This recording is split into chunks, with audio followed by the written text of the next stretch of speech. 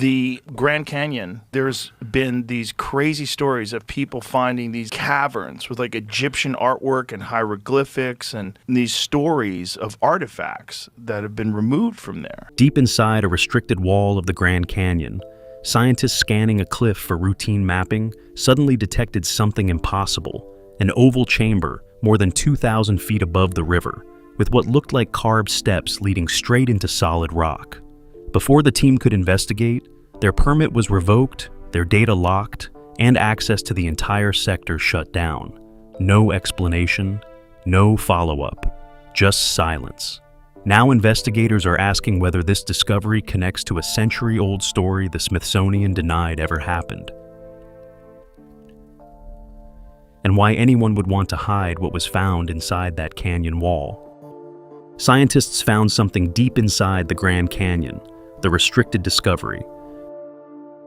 A research team made up of geologists, cave biologists, and remote sensing specialists secured a rare permit to study one of the most restricted areas of the Grand Canyon, near the meeting point of the Colorado River and the Little Colorado River.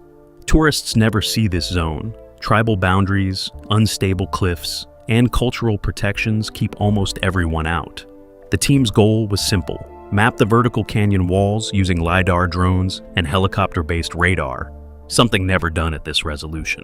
But the first scan showed something no one expected: a perfect oval cavity more than 2,000 feet above the river, with a faint but unmistakably linear pattern of what looked like carved steps leading to it.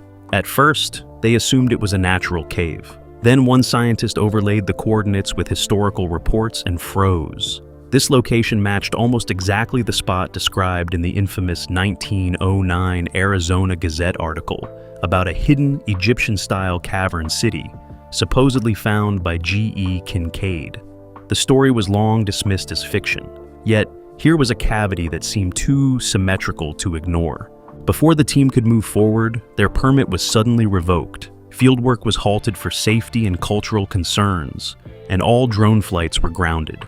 Their access vanished overnight, leaving them questioning what, exactly, they had found that they weren't meant to see.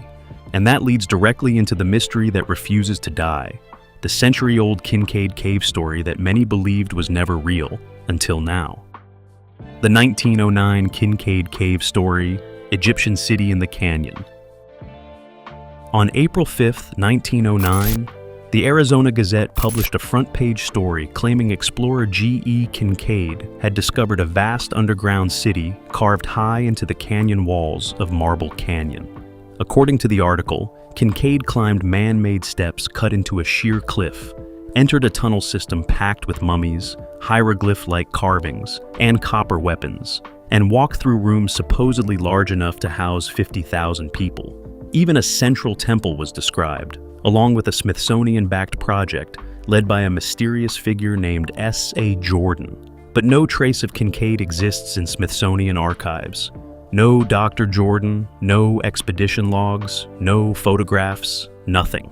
Historians later concluded the story was likely a piece of yellow journalism created to sell newspapers during a competitive era. Still, the tale never faded.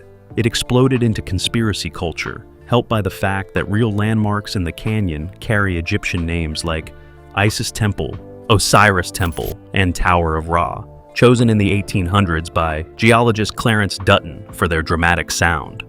The modern research team knew this story was considered a hoax, but the shape they detected, the same oval cavity at the same elevation band, forced them to reconsider whether fiction and reality had overlapped in ways no one expected.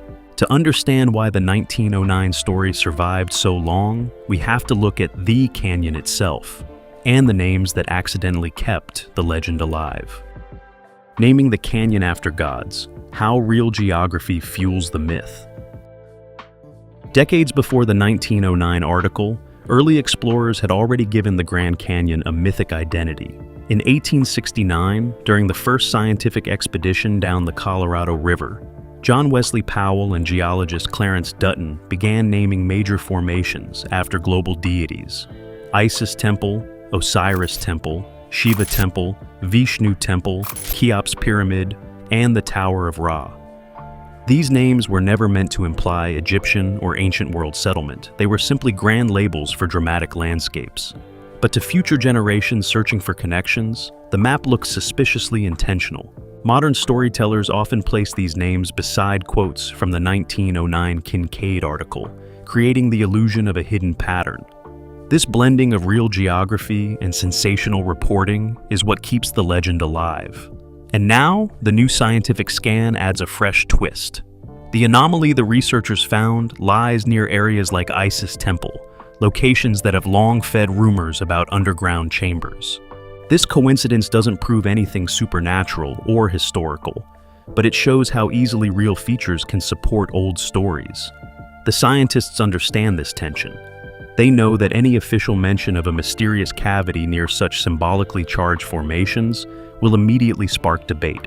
Still, they cannot ignore the stark geometry revealed by modern scanning tools. And there's another reason this discovery sits in a highly sensitive zone. Parts of the Grand Canyon are legally off-limits, not because of conspiracies, but because of deep cultural and archaeological significance. That brings us to the next crucial layer of the story: the Forbidden Zone. Sacred land, safety rules, or something else. Although the term Forbidden Zone is popular online, the National Park Service and tribal governments simply refer to this region as restricted access. The area near the Little Colorado River confluence, the Hopi salt mines, and multiple sacred sites on Navajo Nation land are protected out of respect for cultural traditions, fragile ecosystems, and hazardous terrain. Many places require special permits, and most requests, especially for drone surveys or cliff exploration, are denied. These restrictions, meant for preservation, have unintentionally fueled a century of speculation. Hikers claim they've been turned back by rangers. River guides report no-go walls patrolled more than other sections. Some even talk about unmarked helicopter flyovers, though there's no official record of such enforcement. In reality, protecting sacred heritage is a core responsibility for agencies like the NPS, and access control is routine. In the scientists' case, their discovery was inside one of these sensitive sectors. Official paperwork stated cultural protection, yet the timing, right after their anomaly scan, felt too sudden to be coincidental. Their research wasn't dangerous, their drone work wasn't intrusive, and their safety plan had been pre-approved. So, why the abrupt shutdown? To understand why this region is so heavily guarded, we have to go deeper, into the ancient stories told by the canyon's first people, stories about underground worlds that existed long before any modern legend of Egyptians. Native legends and underground worlds, the Hopi, Navajo, and the Ant people. Long before outsiders created stories about Egyptians in the canyon, the indigenous nations of the region, the Hopi, Navajo, Paiute, and Zuni, told their own accounts of hidden worlds beneath the Grand Canyon. In Hopi tradition, humans were once sheltered underground by the Ant people, Anu Sinom, during global catastrophes of fire and flood. These beings guided humanity through narrow tunnels and eventually helped them reach the surface to begin a new world. To the Hopi, these are not myths for entertainment. They are part of a living cultural memory tied deeply to real places. The Navajo, too, tell stories about abandoned underground dwellings, lost clans, and dangerous beings driven out of sacred canyons. When explorers later found cliff dwellings at Mesa Verde and astronomical structures at Chaco Canyon, people began linking these achievements to the legends. Over time, this blend of archaeology and oral history fueled ideas of a forgotten civilization beneath the desert Southwest. In the scientists' research team, 2 members specialize in indigenous archaeology. They immediately recognize that if the cavity in the cliff is artificial, the most plausible builders would be ancient native cultures, not Egyptians. They warn the team that any accidental disturbance could violate tribal law or disrupt sacred narratives that have existed for thousands of years. And this brings us back to the 1909 newspaper article, the one that ignited a century of mystery. Before understanding why the new scan matters, we need to revisit exactly what that story claimed, and what it conveniently left out. What the 1909 story actually says, and what it doesn't. The April 5, 1909, Arizona Gazette article describes explorer G.E. Kincaid discovering a massive cavern system in Marble Canyon. According to the report, he climbed carved steps into a cliff and found chambers filled with mummies, copper weapons, hieroglyph-like markings, and a vault large enough to hold 50,000 people. A supposed Smithsonian archaeologist named S.A. Jordan was said to be supervising the excavation. The story was so detailed that many readers accepted it as fact, but historians later uncovered major problems. Neither Kincaid nor Jordan ever appeared in Smithsonian records, ship manifests, payroll logs, or field reports. No photographs were ever produced. The article even referred to the Smithsonian Institute, a name the institution has never used. These clues make most scholars categorize the piece as sensational fiction, likely written to sell newspapers at a time when bold adventure stories were extremely profitable. And yet, the description of the cave's location, a high cliff face in the Marble Canyon region, matches eerily well with the coordinates revealed by the researchers' modern LiDAR scan. When the scientists compare the article to their anomaly map, they notice the same vertical band, the same elevation, and even the same directional orientation. They don't believe the Egyptian angle, they don't believe the mummified armies, but they can't ignore the overlap. And once they confirm that the anomaly's geometry truly defies normal canyon cave formation, their investigation takes a turn they didn't expect. A turn triggered by modern technology, revealing something the 1909 writer could have only dreamed of. Modern tech in an ancient canyon. The scan that shouldn't exist. When the research team deploys their full suite of tools, LiDAR, high-resolution drone photogrammetry, and side-looking radar, they expect to find nothing more than the usual erosion pockets. Instead, the software highlights a feature that makes everyone on the team go silent. The scan shows a perfectly oval cavity about the size of a small auditorium, embedded in a vertical sandstone wall more than 2,000 feet above the Colorado River. Even stranger, a column of evenly spaced rectangular shadows descends toward it, resembling carved steps or recessed doorways, nothing like the irregular fractures normally seen in the Grand Canyon. They rerun the scan from different angles. The anomaly remains.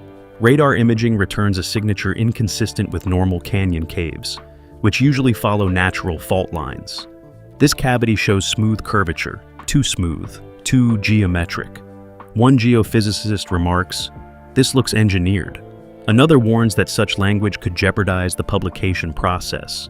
Compelled to verify, a small rope team descends to a narrow ledge just beneath the anomaly. What they find deepens the mystery. A weathered iron pin embedded in the rock, an object with no record in park maintenance logs, and a sharp-edged chisel mark not caused by natural erosion. These details make their findings even harder to explain. But before they can document the site further, an unexpected message from park authorities slams the brakes on everything, marking the moment this scientific investigation turns into a story of silence, restriction, and questions no one will answer. Shut down from above. Permits pulled. Data locked. The morning after their ledge inspection, the team receives a terse email from park headquarters. All field operations in Sector 4A are suspended effective immediately. Your permit has been revoked pending updated tribal consultation and safety review. No further explanation. The timing is too precise to ignore. It comes less than 12 hours after they discover the iron pin and scan-confirmed cavity. Within days, a representative from a federal cultural resources office arrives unannounced. He requests copies of their raw LiDAR files, drone footage, and radar sweeps. He reminds them that any work near culturally sensitive zones, especially areas adjacent to the Hopi Salt Trail and Navajo ceremonial sites, requires special clearance. He then instructs them to halt all discussion of the anomaly until further notice. When the team accesses their internal research portal, their project folder has been altered. Several high-resolution scan files are missing. Others have been moved to a locked server labeled Restricted Level 2. Only generic surface maps remain, stripped of the overlays revealing the oval cavity and step-like features. The official explanation released to the public is bland. Access limited to protect fragile habitats and cultural resources. But inside the team, unease grows. Some believe it's simply a bureaucratic reaction. Others suspect the discovery may conflict with tribal histories. A few, quietly, wonder if they stumbled onto the very story authorities have denied for more than a century. And with the team blocked from returning, all that remains is the question no one is allowed to answer. What exactly is hidden in that cliff? What might be in the cliff? 3 competing explanations. Once the fieldwork is shut down, the research team begins debating what the oval chamber, the step-like shadows, and the iron pin could truly represent. The most conservative members insist the anomaly is simply a rare natural void, shaped by uneven erosion, a geological coincidence magnified by modern imaging. They argue that the Grand Canyon, spanning 277 miles, still hides thousands of unmapped pockets, and there's no need to invoke lost civilizations. But another group raises the cultural explanation. The cavity sits near zones tied to Hopi, Navajo, and Paiute oral histories, where stories speak of underground shelters, ancestral chambers, or restricted ceremonial spaces. If the chamber is ancient and indigenous, protecting its location would be not only reasonable, but required. As one archaeologist reminds the team, sacred doesn't mean secret, it means protected. Then there's the theory everyone is afraid to voice. The possibility that this cavity aligns too perfectly with the 1909 Kincaid cave story to dismiss completely. Supporters of this view point to the precise location, the elevation more than 2,000 feet above the river, and the architectural symmetry hinted by the scans. They speculate that institutions might avoid acknowledging such a site because it would reignite controversial debates over history, ownership, and authenticity. The team realizes they're staring at 3 worlds: science, culture, and conspiracy, each capable of swallowing the truth in its own way. But the final outline point widens the lens, because this isn't just about a cave. It's about why some discoveries shake more than rock walls. Why this matters. The canyon is a battleground of science, story, and secrecy. The Grand Canyon is more than a landscape. It's a collision zone where scientific curiosity meets cultural memory and myth-making.